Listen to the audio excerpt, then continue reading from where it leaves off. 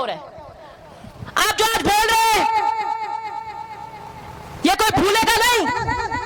आजकल डिजिटल युग के अंदर सब कुछ रिकॉर्ड होता है। आपकी बेटी आज 10-12 साल की है, आज उसको समझ नहीं है, वो आपके भाषण समझ नहीं सकती, लेकिन जब वो बड़ी हो जाए 18-20 साल की हो जाए तब उसको दिखाना अपने भाषण के क्या बोला था हमने समाज की बेटी के लिए। आपकी नजरें झुकेंगी या आपकी बेटी आपके यहां पर मेडल लगाएगी, ये सोच लेना क्या बोल रही हूं। ये मैं आज आखिरी बार बोल रही हूं, हनुमान बेनीवाल को चुनौती देती हूं कि अनर्गल बातें छोड़िए, आप गंदी बातें छोड़िए, बहन बेटियों पर इस निम्न स्तर का प्रहार छोड़िए, मुद्दों पर बहस करिए। मैं आऊंगी आपसे मुद्दों पर बहस करने। एक बार भी मुझे किसी मुद्दे पे ललकारा हो तो बताइए, एक बार भी।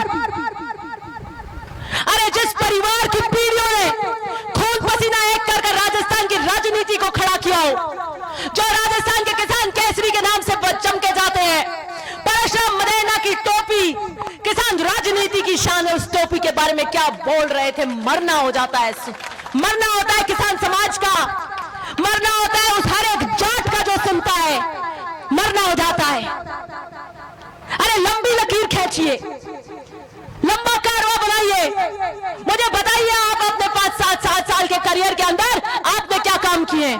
सीलिंग एक्ट लेकर आकर सारी जमीनें किसानों के नाम कराई परशुराम मदेना ने। अकाल जब पड़ गया था तब सुचारू रूप से आपके लिए काम किया, पानी की ड्रिंकिंग वाटर की पानी की समस्या का सुधार किया, यह नाम था परशुराम मदेना का।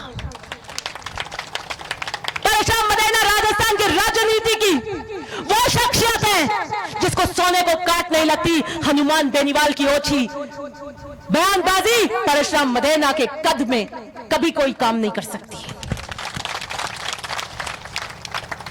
मेरी चुनौती है ना सिर्फ हनुमान बेनीवाल को, मेरी चुनौती है हर एक व्यक्ति को जो किसान राजनीति में मुझे काटना चाहता है, जो आपको काटना चाहता है, जो आपको मारना चाहता है।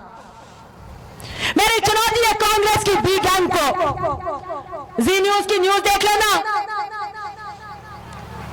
जो बड़ा ताव देते हैं, भामाशाह के नाम से आते हैं, वो भोपालगढ़ के नेता जो मेरी गाड़ी पर अब एक चुनाव हमारे लिए और लड़ लो, उन्होंने कहा मैं मेरी बात से नहीं मुकर सकता।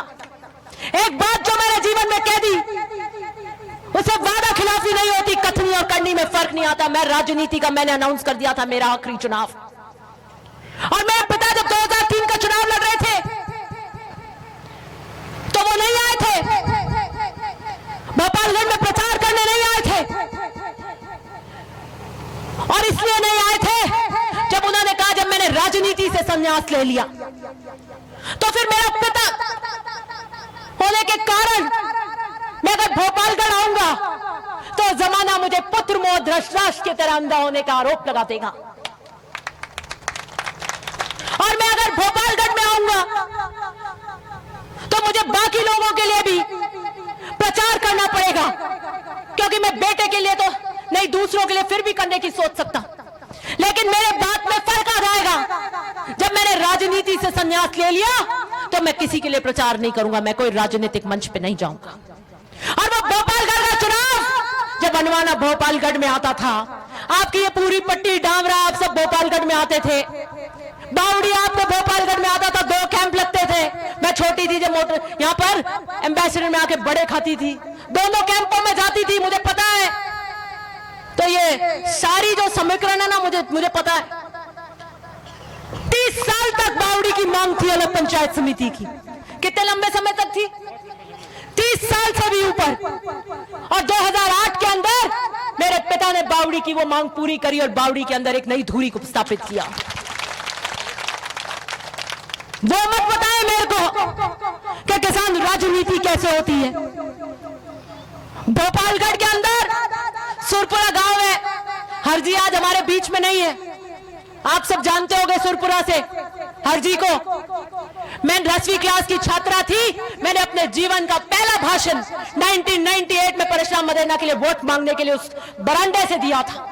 सुरपुरा के उस गांव से शुरुआत करी थी, और मैंने कहा था कि मेरी दादी जी बीमार हो गई है, पहले वो आती थी प्रचार करने, उनके ब्रेन ट्यूमरों के ऑपरेशन हो गया था, और मैंने कहा मैं मेरी दादी जी का संदेश लेकर आई हूं, मैं आपके बीच आई हूं, मैं स्कूल की छुट्टियां लेकर आई हूं और मैं भोपालगढ़ की जनता को अपील करने आई हूं कि मेरे दादाजी को वोट देना। वो ना पता है मेरे को राजनीति के उतार चढ़ाव, मैं छन छन के झटके ले लेकर आई हूं, मैं परिस्थितियों में पल कर आई हूं और मैं सबको चुनौती देती हूं। यहां से चुनौती देती हूं, उस प्रशासन को चुनौती देती हूं जो ये हाथ मिला के काम कर रहे हैं। कृषि विपणन उसके अंदर